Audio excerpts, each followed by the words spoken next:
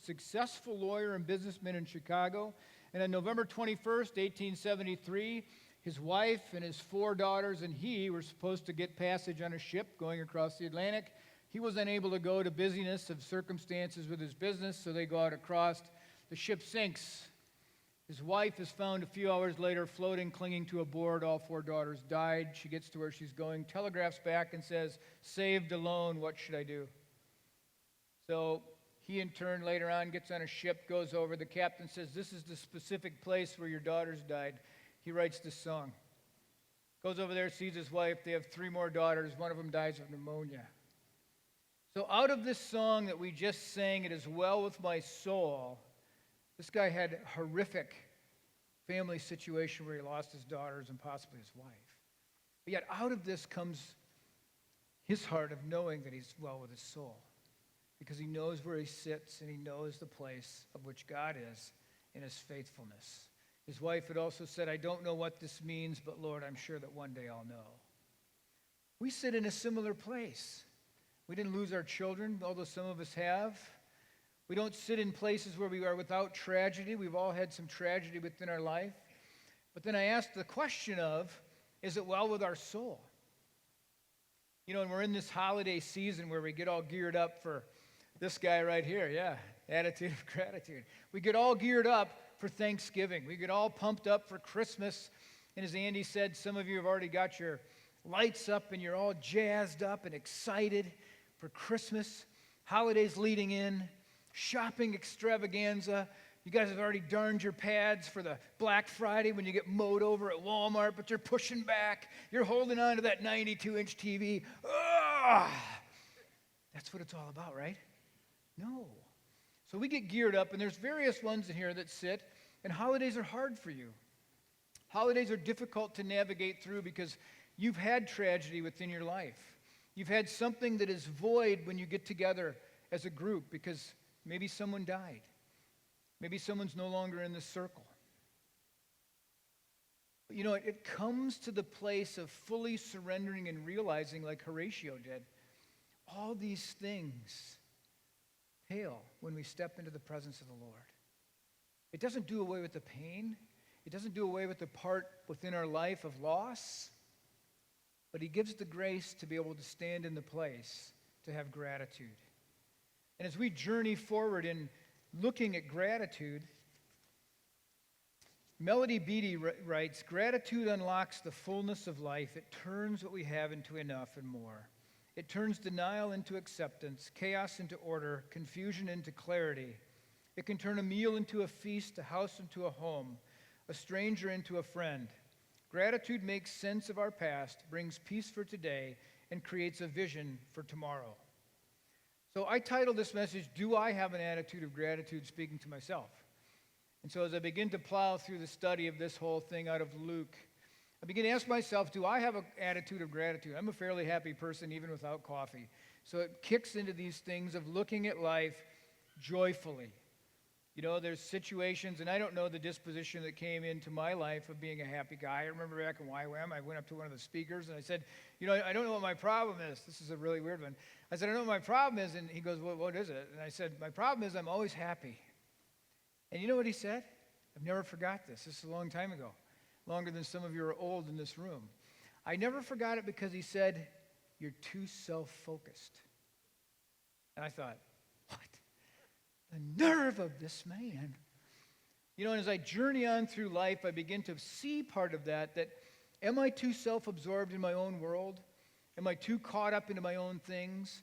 And I started to examine that and kind of displaced it to say, you know what, I think I'm just the disposition of being grateful. And yes, we've all gone through times to where we're not grateful. We struggle with having gratitude in our hearts. Well, gratitude is more than thankfulness. Thankfulness is when someone opens the door and you say thank you. You know, someone comes and they give you something and you say thank you. And you're grateful that somebody helped you. Your car was stuck and they pulled you out and on you went. You're grateful and you're thankful. Gratitude is a part that's deeper than that. Gratitude is a sense of being that is thinking of those things and having that essence of understanding that it's more than the act. I'm grateful. I have gratitude towards God. I have gratitude towards God for my salvation. Yes, it was given to me. It was paid for by Jesus. But then in the deeper sense, it's not the immediate act that brings about a sense of gratitude. And it is an attitude. How many of you wake up on a cold morning here in Big Florida? Cold is 50. I tell that to my family up north, and they hang up in Michigan. You know, they're like, what? But in reality, we get up, you get out of your bed, you run to the bathroom or to turn the coffee on or wherever you go first thing in the morning, and you want to run back and get back in the bed. But you get out and you're cold. We don't appreciate the fact that really somebody would love the 50-degree weather. And if you didn't catch that, I lost my complete train of thought in the middle of that thought. So we'll go back to things that I have written here. Yeah, thank you, Lord, for printing. So, Thanksgiving, we come around, we start to think. At my table, we sit and we say, hey, let's all sometime in this dinner share something we're thankful for. Oh, back to what I was, gratitude, the deep gut level part of understanding, even when in the midst you're not grateful. I mean, that doesn't make any sense. It's coming out when you're not in an immediate situation where you've received something to be thankful about. It's those like this man who has a sense of gratitude for God, even though his family has been destroyed. His wife survived, has another child that dies. And within our world, do we look at that level of gratitude? Because it's not the immediate of I'm thankful. We've all had junk days before. Junk days before. You know, they always blame the guy up here when it starts popping. So I'm not going to move. We blame the guy up here. Popping. Anyway, I'm sorry. I am just really kind of spacing out here. But we're going to come back to this. Thanksgiving. We'll go back. All right, let's just jump to the text here in Luke. Can't go wrong with the Word of God. I apologize. Anyway, we're in Luke 17:11. Now, on his way to Jerusalem, Jesus traveled along the border between Samaria and Galilee. As he was going into a village, 10 men who had leprosy met him. They stood at a distance and called out in a loud voice, Jesus, Master, have pity on us. So in case you're not familiar with the culture there, and most of us aren't too familiar with people with leprosy anyway, although we did in the opportunity in Molokai, Hawaii, get to go down to Kalapapa, which is a leper colony. So in my outreach in DTS, we got to go down and minister to these people that were separated out in the island that lived in this place called Kalapapa. And some of them had lost fingers and various things, and they call it Hansen's disease for our terminology now. So in this culture here, you were not allowed to be in the public realm. You were separated. You couldn't go on the street. You had to be away. You had to yell, unclean, unclean. You had to cover your face, and you had to yell these things coming into a place if anybody came near you. It was your job to say to them, unclean, unclean. So you're basically a societal outcast. So Jesus comes on these guys here when he's coming down the road. When he saw them, he said, show yourselves to the priests. As they went, they were cleansed. So what happens is in chapter 5, if you're reading through the book of Luke, Jesus heals a man. He reaches out and he calls out and he goes, Jesus, Master, if you can, have pity on me. Bows down, Jesus heals him and says, all right, go show the priest, but don't tell anybody. So then the next verses following 5 go on to say that the word got out and his notoriety of healing came and people came to be healed. So then it goes on. So these guys, he says to them, go show the priest. Come back into the community. The priest had to say, shh, you're good. You can go back inside. No more leprosy. Happy, go. So they had to go to the priest. So meanwhile, he says, go show the priest. So these 10 guys are standing there, and they're going, unclean, have mercy on us. And Jesus says, go show the priest. So it took an act of faith in these 10 guys to go show the priest. So as we read down further in the text, it says, one of them, when he saw he was healed, came back, praising God in a loud voice. He threw himself at Jesus' feet and thanked him. And he was a Samaritan. Why do they call out a Samaritan? Because the Samaritans were despised by the Jews. They were a half-breed generation of people that out of exile with the Assyrians, they intermarried, and so they came back in. And the Jews hated the Samaritans because they were not true Jews. They were mixed. So when they made the comment about Jesus being a Samaritan, they were slamming him, saying he was a half-breed, bringing him down and crushing him to the levels of this. So they bring out this in the text, and he was a Samaritan, the one that came back, just to accentuate, what did Jesus do here? So he reaches across these culturally sensitive lines and he heals the Samaritan. And then what the one Samaritan did, as we read on here, it says, Jesus asked, were not all 10 cleansed? Where are the other 9? Was no one found to return and give praise to God except this foreigner? Then he said to him, rise and go, your faith has made you well. So the commentators bring out this whole part of this particular individual, the social outcast for leprosy, and the one that is less than because he's a Samaritan, received salvation that day. Now what happened to the other 9? Did they not receive salvation? They left. They saw their skin was good. They booked it on home and said, hey, honey, I'm home. They went on to the priest to say, I'm free to come back into the community. They don't really say whether they did or they didn't, but they point out that this one did because his faith came back to recognize the Son of God. These others didn't. They just said, oh, Master, have pity upon us. So as a teacher, as a healer, as the word went out, the other 9 split. This one comes back, and this is where we build off of for today. So in the amongst of all of us, if we were to do a number, do you line up with the 1 or the 9? Do you find your place in the place of gratitude, of seeing something that's done on your behalf, to go back and to say thank you, to go back and let that churn inside your heart to where it remembers things for you to be able to have that sense of gratitude, the sense that you're there and you realize, man, without this, I wouldn't be who I am today. I wouldn't be where I'm at today. Luke, in one of the songs here, Luke Odom, not Luke the Bible here, Luke, but Luke Odom, told you to think back, to think back of things in your life that you're thankful for, that you're grateful for, and then to sing this last phrase of a song. So within your world, did anything come to mind there? I mean, we all sit and we all scramble in a big table. When somebody says, say something you're thankful for, and then about 3 times around, everybody's saying the same thing. So we lay down this thing at our table and say, no repeats. So we have no problem asking who wants to go first, because everybody wants to go first, because there's no repeats. So by the time you get around to the last guy, he's squirming. I'm thankful for cartilage. Yeah, because it holds the muscles together. But the reality is, as I thought back, man, there are sections within my life that I look and I go, wow, I am so grateful that this took place. I'm so grateful that this took place. I'm so grateful for these people that interfaced into our life at this particular stage. I think it's an exercise we need to do. I'll get further down here, but there's physical studies now that shows gratitude, the attitude of gratitude can bolster your life. Yes, this is not an energy drink commercial. This is a true life commercial. And it's something that God calls us to do, as Andy read it out of Psalm 100, to be thankful, to give a shout of praise, to enter his courts with thanksgiving, and to enter his gates with thanksgiving and his courts with praise, to position ourselves in that part that we want to be in that place. Psalm 92, 1-2 reads, it's good to praise the Lord and make music to your name, O Most High, to proclaim your love in the morning and your faithfulness at night, day and night.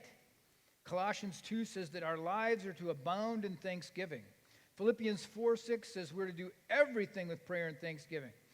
So as we go down through this, the reality is it's the sad truth that we don't. We don't. How many of you guys are chronic grumblers?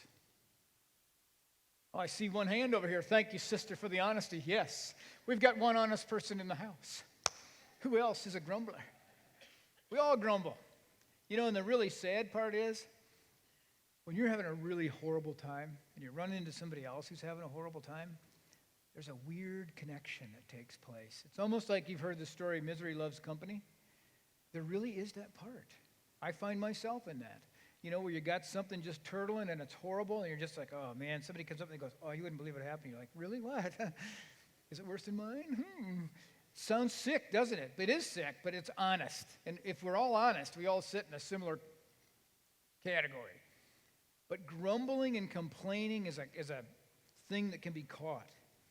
We're not grateful. Just like the 9 lepers in Luke. We get what we need and we book it. I'm just being honest. I was convicted during this study for this message. I was telling my wife this morning, I really feel like there's parts of my life that I took for granted.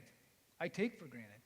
I was thinking about the things that God has done, and it's not the material things in my life. It's not any of that journey section.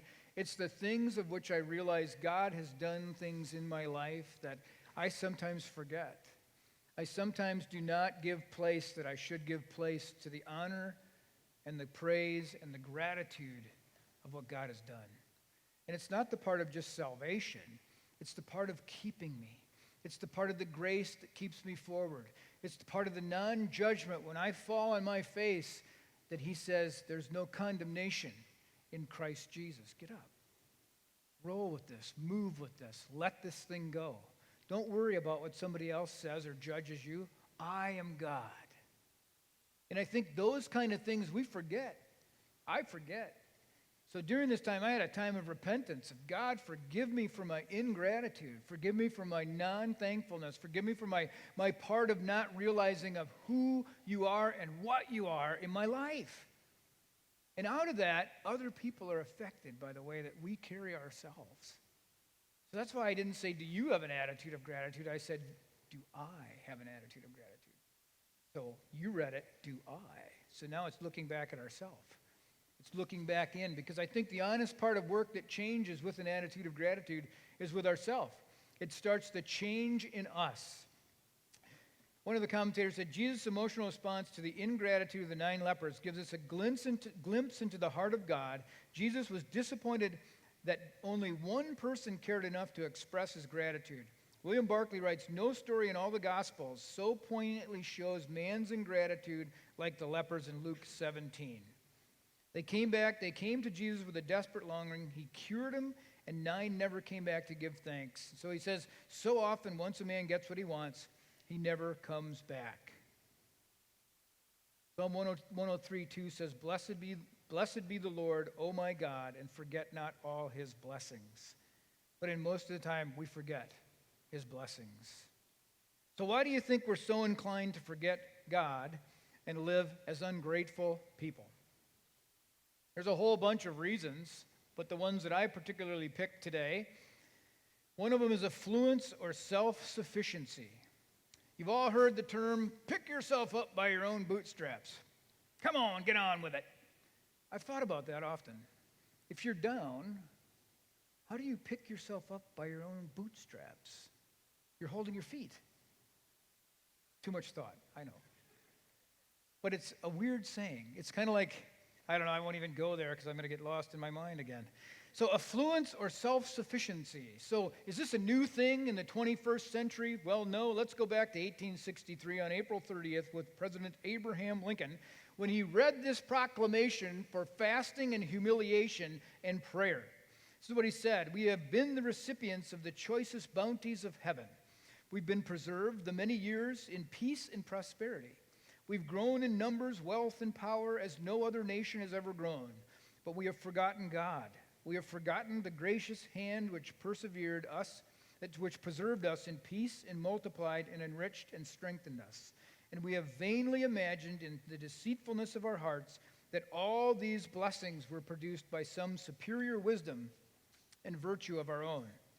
Intoxicated with unbroken success, we have become too self-sufficient to feel the necessity of redeeming and preserving grace. Too proud to pray to God that made us. It behooves us then to humble ourselves before the offended power, to confess our national sins, and to pray for clemency and forgiveness. This is a declaration from the presidential office in 1863. So Francis Schaeffer once said, the beginning of man's rebellion against God was his lack of a thankful heart. So then W.E. Henley's famous poem entitled Invictus, which in Latin means unconquered. It is a testimony to the unconquerable human spirit. Its imagery is that of a person standing at the gates of hell, unafraid because he is sufficient unto himself.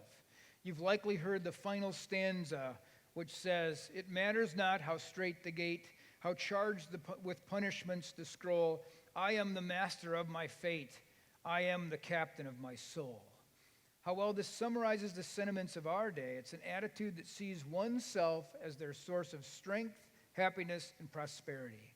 We as Christians are influenced by this statement, this sentiment, and live with the ever-present danger of thinking that we are what we are or have what we have solely because we have what we've done. It's an attitude that runs against scriptural teaching and is inconsistent with spirit-filled life. It's a reality. We've all had those moments. I am who I am because of me. I've done what I've done because of me. You know, we live in a me society. We live in a world that the better you are, the stronger you are, the greater self-sufficiency you are, the best you are. And we've gotten away from the part of dependency. There's a Samoan song my wife and I like to listen to of these ladies that are singing beautiful harmony with a little bit of guitar strum in the back where they begin to sing. I told her I'd sing it for you, but I won't. If they begin to sing of how grateful they are for the roof over their head and a safe place to sleep, for the food on the table and the shoes on their feet, and they reflect this back to God. And in thinking about it, I started to think, are we thankful? We have such a plethora, as Andy Word used, of food, opportunities of food, that we don't really think about, we don't have any food. We think about, what are we going to eat? Where are we going to go? We don't think about what shoes to wear because we have too many shoes. We don't think about the one pair that might have a hole in it. We don't think about the one that keeps our feet dry. And this isn't a condemning message. It's a part to bring us back to the place of saying, man, I am so blessed. I am so blessed in my world. Have you ever thought one time that because you were born in America, you're privileged? You have a certain right automatically because you live on this continent, in this nation of America. We used to go to Haiti a lot on youth trips. And I thought one time, does anybody really think about the fact that the people in Haiti, they love the Lord like nothing. You would not believe. You know, every time we went there, we were just blown away of the lack of which they had, but the love of which they had.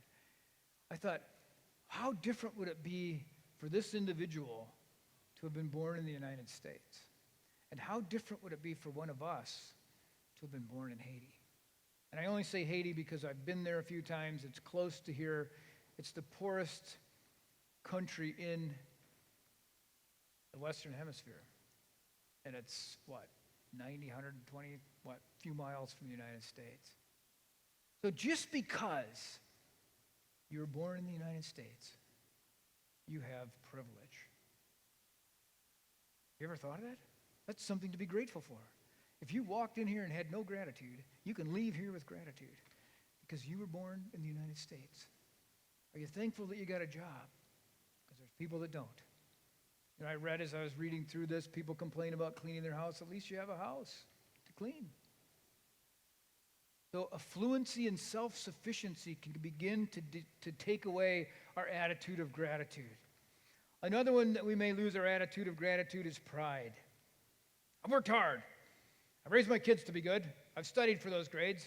I earned an award. They couldn't have done that without me. We all go through those moments. We all kind of look in the mirror and see our head larger than it really is. We were joking today. There's a guy in here that's a very humble guy. And as we were making some positive comments to him, somebody else said, be careful, his head could swell. So we asked, when you're driving what you drive, do you drive with the window down? Because your head is so large. We all find the category of that. There's not a hat-sized toot that's big enough once we start swelling into the pride. And pride of doing something right is not wrong. It's when we shift it and we take the credit upon ourselves. Because I know many of you have great kids. You've done well, and they're really good kids because of your parenting skills by grace of God, infusing into you, moving through you into your child's life. They grew up in spite of our shortcomings. So we can look and as a parent go, yeah, that's my kid. And we can have some pride in our heart and we go, yeah, I'm proud of my kid. There's nothing wrong with that. But it's when we puff up and we go, they're successful because me. That's the wrong pride. That's the pride that tips us over. That's the pride that Lucifer said in heaven, hey, I'm going to be like you, God. Because, Satan, Lucifer, was the guy that in the beginning was the worship dude. But then he rose up and was cast out of heaven because of pride. Because of the rising to say that I'm better than. So pride, we may lose our attitude because pride. The gratitude of attitude because we get too big. Because what comes out of that is entitlement sometimes. We get into this whole mindset that, hey, that's not fair. I should have that. So where's the gratitude? Maybe you got a 6-inch sub and the other guy got a 12-inch sub. And you're like, I'm not putting up with that. He got cold cuts. I got no cold cuts. I got salami. Just salami. I go to the club. And if everybody was giving these out, that'd be the hard part. I'll never forget, when Haiti had the earthquake, the big earthquake that rocked the world down, no pun intended, rocked the world down there. Was it an earthquake? Yeah, man, I am just missing. I think it's the lights. It's blinding. I'm losing my thought. Just kidding. We're not supposed to make fun of the lights up here, but man, if I'm going all the way out and I'm going fast. Come on now. So we went down there, and our youth trip was one that went down. We had a trip scheduled after that. So we raised money, and you guys so bountifully gave on behalf of this. So we were able to buy a lot of beans, a lot of rice, a lot of staple foods for them. So we're in the compound, and the CFM guys are going through this meticulously detailed order of how to give out this food to make sure. And so within this element of entitlement, we had this rise up of some brothers and sisters that love the Lord, but yet they were seeing that we were running a little low on beans. So somebody got a little more beans over here, and they started to get a little antsy on that, like, oh. And so the individual that was giving out was like, whoop, we can shut this whole thing down right now. And immediately the attitude came back to normal. If I got a few less beans than you did, I'm okay with that because I still got beans. But it rises up to this thing of I want. You're in a country where your house just fell down and you got no food and they're handing out beans and I got 6 less beans than that guy did. You got beans. You got rice. You got food. So it snapped it back into the reality. But for me, I never forgot it. As I sat and I watched this, I just thought, wow, we are all wired the same way. We're all wired as we walk through and everybody's getting a piece of pie somewhere and you love that piece of pie and you look and you go, wait a minute. I look like they cut mine in half. That's not fair. Reality is that all these things come into our world. They come into our circle. They come into our place. And we all think that we have a right to be different than somebody else. I'll never forget Costco. We were getting gas at Costco. And this guy, you drive in this way, and the pump will pull all the way around and fill your car over here, right? Well, this guy didn't realize that, so he backed in the wrong way. So this is the job that I would thoroughly hate. The gas attendant dude. He just walks around and makes sure that if you got a spill, they'll put it down and, please don't do this, whatever. I've never really figured out what he does out there because he doesn't pump your gas. So this guy backwards parked in. He guy's pumping along. This guy comes over and he goes, hey, you can't pump your car like that. Really? He's pumping his car. So he goes, I'm sitting over here pumping my car. Meanwhile, he goes, so what do you want me to do? You know how this gets. Pride's coming in. He's starting to swell up. He's pretty large now. So he says, what do you want me to do? And he goes, stop pumping. So the guy's like, you want me to stop pumping, turn my car around, stick that thing in there? And he goes, yeah. The guy goes, oh, fine. He left. He didn't finish pumping his car. As I sat there pumping my gas, I had a moment to think. Would I have said to the guy, stop pumping your gas, turn your car around, and do it right? Or, just, excuse me, in the future, maybe you could pull in this way. Because obviously, it's a lose. I look at that and I think, man, how would I have responded to that situation? I didn't even have to think twice. I would have never backed my car to the wrong way. I know that thing will pull all the way around. Woo! Yeah, anyway. So we can lose it through pride. We can lose it when we are just bigger than ourselves because we're not. The other way we can do it is we can,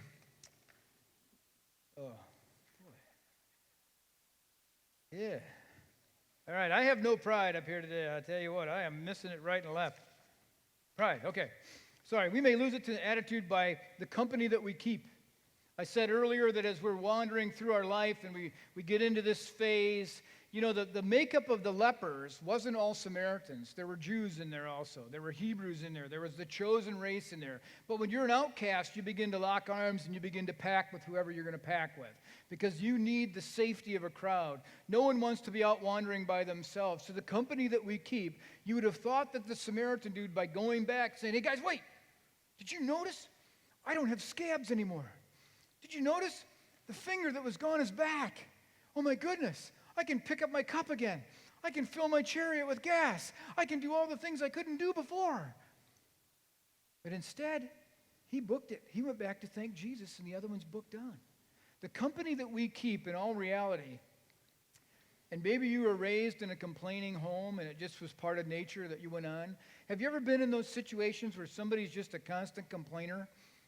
Man, there's a book out there called Ordering Your Private World, and they use those neat little initials like we all want slapped on for us as VIP, very important person.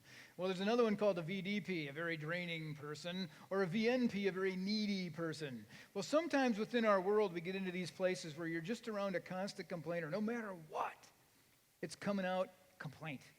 You're sitting in a place, and your bill just got comped. Well, now your food's cold. So now you're upset. You're not even paying for the food anymore. Just eat it. Get out a little bit. We get so caught up. And the hard part is to pull away from that. For some reason, it seems to stew.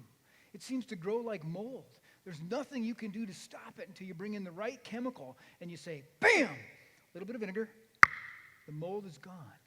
So within our world, will you be the one that says, stop complaining, goodness gracious? Or will you be the one that says, tell me more? Honestly, I've been in situations where I've had to say to somebody, why don't we look at this a different way? Remember, I was a youth guy for a long time. So as we're out there and we're at a youth place, this is one real place. I'm going to pick on Haiti again. We're in Haiti and we're looking for some stuff to do. So he said, go pick up trash in front of the place. Go pick up trash. You ever been to Haiti? It's like a dump. Man, the whole place around here, everywhere's trash.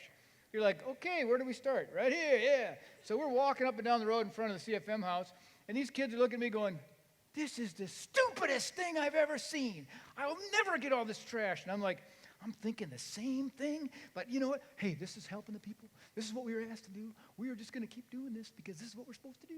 You know what? Positive mental attitude. We were in situations where you had to do all this hard labor work. I won't even say where we were at for that. But we were kicking along, and there was the opportunity. I hated it too. And I'm not tooting my own horn here. I'm just realizing that, you know what? We're tasked with a task here. So we're going to do the task, and we're just going to have a good time doing it. So let's figure out how we can have a good time doing it. We can throw rocks at each other. We can make cement and throw it at each other. We can push somebody in the hole. We can do all kinds of fun stuff to make it more fun. We were down in the Dominican digging a cesspool, right? We had to move all these rocks out of the way. And there's tarantulas, massive tarantulas down in the Dominican. So we're all like, whoa, yeah. I had a pet tarantula as a young man. So I knew that some of these are just fine. They're nothing going to hurt you. So we'd catch it on the shovel. We knew a couple people on the team really hated tarantulas and spiders, period. So we're like, hey, woohoo. But it was a great time digging the cesspool. You just got to make do with what you're going to do. So cut complaining at all costs. Psalm 77:3 says, I complained and my spirit was overwhelmed. Bob Russell writes, I really believe in the most important step in developing inner peace is to quit complaining and start praising. Philippians 2:14 says, do everything without complaining and arguing so that you may become blameless and pure. Children of God without fault in a crooked and depraved generation in which you shine like stars in the universe. So my challenge to you in the circles that you're in, if you're a complainer, to start to look at the gratitude that should be living in your life. To look back at what God has done, nothing of our own merit. And if you're in a world that is around you with complainers, to gently correct in the manner of change, to bring a positive spin back into it. Because you'd be surprised in a negative environment that if you begin to sow positivity, you begin to release a little bit of gratitude, you begin to release a little bit of Jesus into this without even saying it, you can change the total environment. You can turn it a 180 and you can see radical stuff happen. And people will come back and say, what happened in there? That has never been like that before. And then in your mind, I let Jesus out. That's what I did. And then God does what God does, and he starts to change and he starts to move in people's lives. So avoid complaining. We may lose our attitude of gratitude by the circumstances in our life.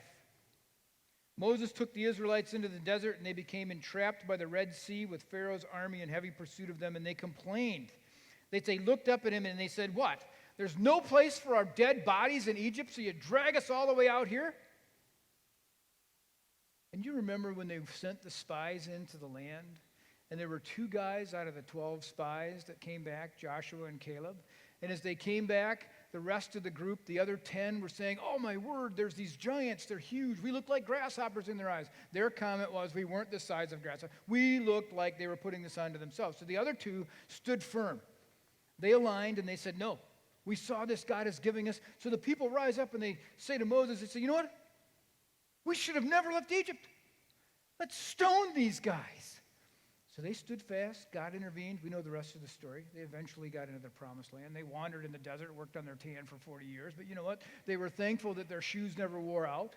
They did complain about the foods that they ate. So as you look back at the Hebrew nation, the Israelites that came on, they were whiners. They were grumblers. They were complainers. But yet we learn and we fast forward. Are we the same? So we got to know when to step into the situation to change it. We got to know that within our circumstances, are we going to allow this to happen? Because we all get crushed underneath certain circumstances. I don't know what your circumstances are, as it was said in the beginning of this service, but you know that God knows your circumstances. You know that God is able to do exceedingly more abundantly above for you because of Christ. So no matter what happens within our life, we have something to be grateful for. You're probably grateful I have a watch because I just realized what time it is and we are moving. All right, so let me tell you 4 steps to having an attitude of gratitude. Remember how much gratitude pleases God.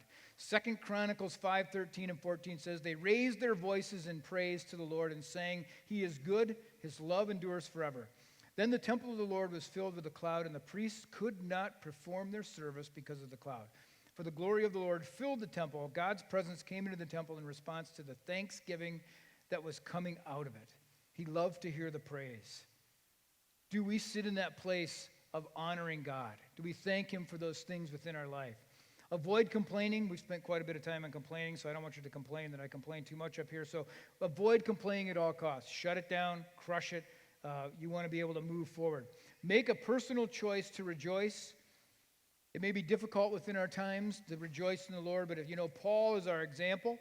Rejoice in the Lord always, Philippians 4. I say again, rejoice. Let your gentleness be evident to all.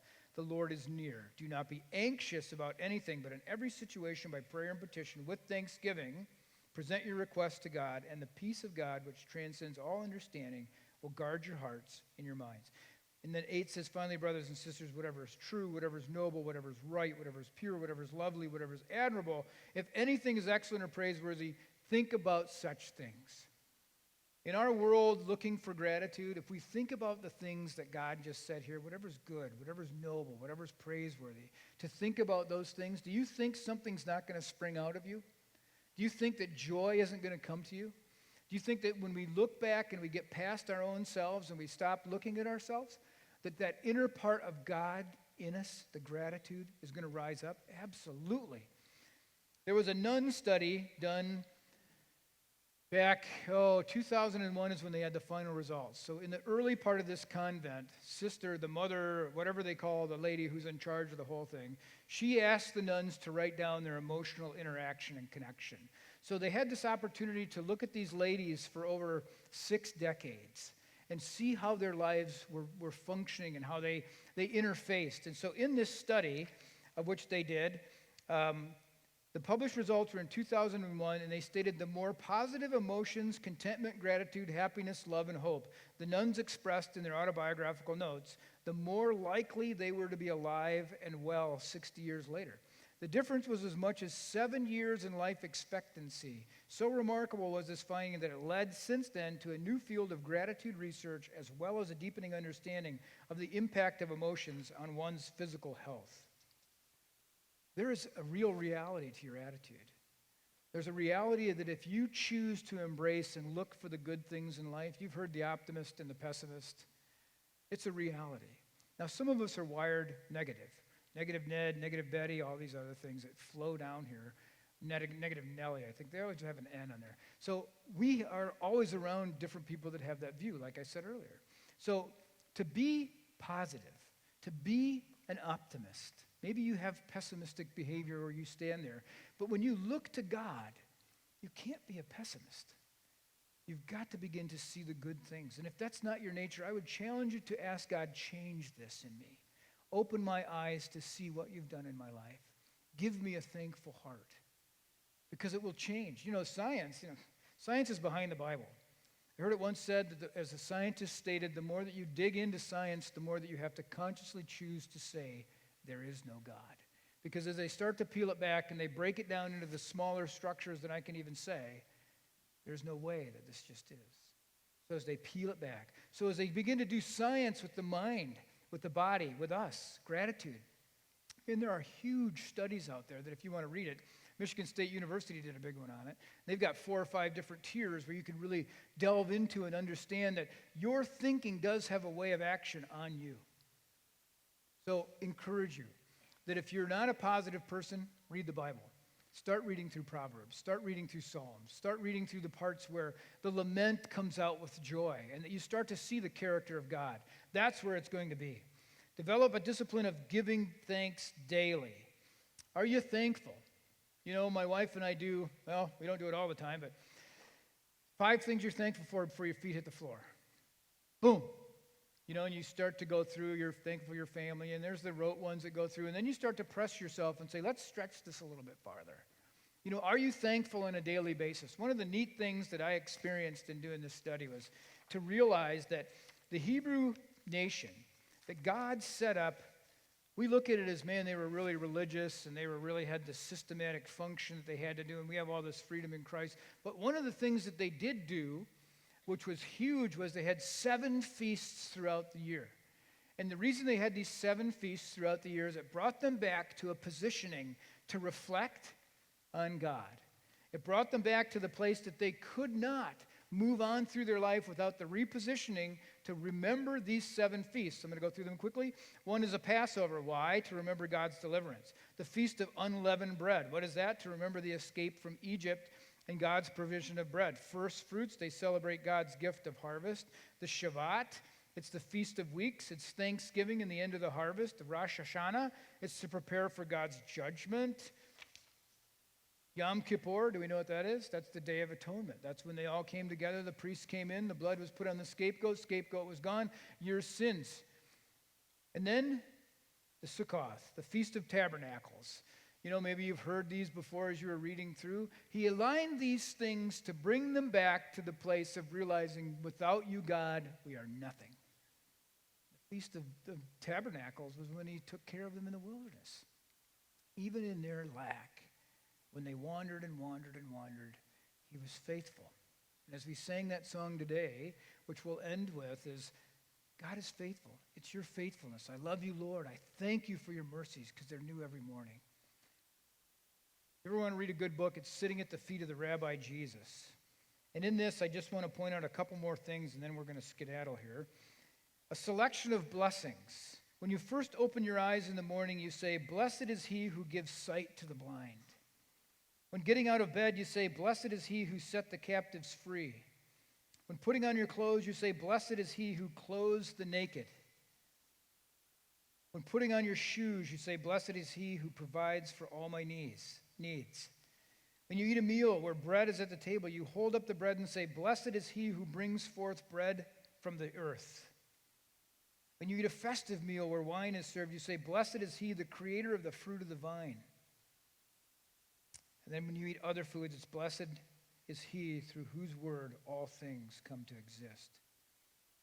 One of the things I realized is in our culture, within our life, we don't set up those things to make us reflect back. Okay, we do Christmas. But if we're honest, Christmas is a very materialistic holiday. It gets caught into the Black Friday. It's already lights up before Thanksgiving.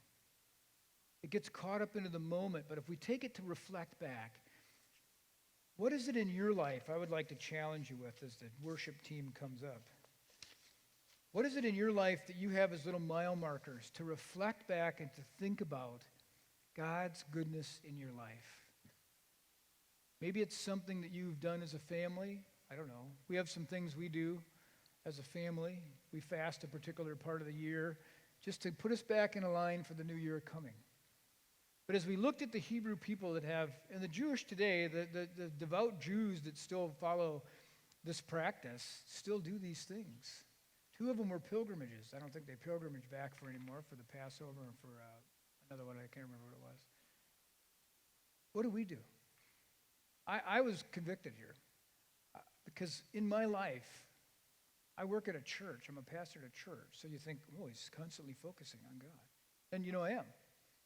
But I also forget the good things of the Lord, the simple things of the Lord, the things that need to place us back to the place of, Lord, you have provided for all my needs. Not wants, needs. We have food. I was just talking to Gina this morning and said, how many times do we forget that there are people that have no food? Abundance of food. There are people that would only dream of what any of these people, of you sitting in this room today, will eat on Thursday. There'll be more food than what we can see. And there'll be some that could only ever dream within their life that they might have a piece of meat and a piece of bread and cranberry jello. They may never have seen that. So I just want to challenge you guys as we journey forward here to Thanksgiving and the holidays. There's a lot of unfortunate people that interface in all of our lives. And I would challenge you guys to begin to reach out, to begin to look into your own hearts and say, Lord, what have I missed that I should have an attitude of gratitude on? What is it that small little thing that you did that I've forgotten? Bring it back to my remembrance, Lord. Bring it back to the place that I understand it. Because out of that flows a wellspring of life that this world needs to see in your life. Because we're affluent. We live in America. They did a study that if they took 1,000 people from all over the globe, and part of them were American, and they took 46 of those out of that 1,000 would be from America. And they took all the food that 1,000 would need, 50% of that food would go to those 46. So within our world, we live very, very privileged. So as we move forward this next week, I want to challenge you guys just to ask God for one thing that I've forgotten that I need to be thankful for. Because that's where it all starts. It all starts to us being honest and going, Lord, how am I missing this? Because that's how we're going to reach the guy next to us that has nothing. Father, I thank you for your goodness. I thank you for your mercy, for they are new every morning. I thank you for your grace, and I thank you for your peace.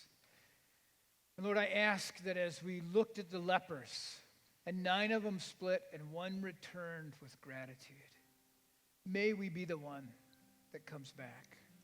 May we be the one that sees that part of your blessing in our life. That maybe we could extend that gratitude to somebody that turns them to realize that you are a good God. And Lord, we just confess that within ourselves we are selfish by nature. But with the nature of Christ in us, we can be selfless. So Lord, have your way. Have your way in each of our heart. We thank you so much for the gift of salvation, the gift of life. And Lord, as we honor you, we ask that you move through us and bless others. In Jesus' name. Amen. Would you stand with me, please?